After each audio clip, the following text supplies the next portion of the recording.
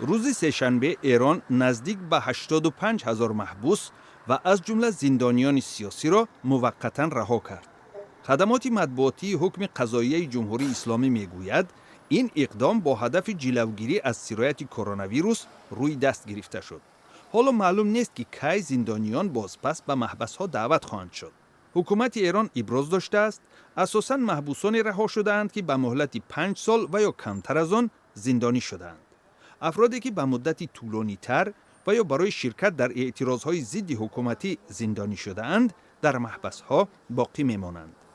این دومین موج پاکسازی زندان‌ها در ماه روان است. هفته گذشته حکومتداران ایران 189,000 محبوس را از زندان‌های کشور موقتاً رها کرده بودند. ایران بعد از چین که سرچشمه سرایت کرونا ویروس به شمار می‌رود، یکی از کشورهای آفت‌زده عالم است.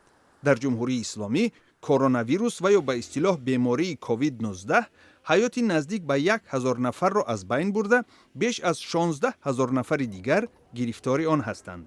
ماه روان سازمان ملل متحد از تهران خواست که برای جلوگیری از سرایت کرونا ویروس در محبس‌های پر ازدحام این کشور تمام زندانیان سیاسی را رها کند.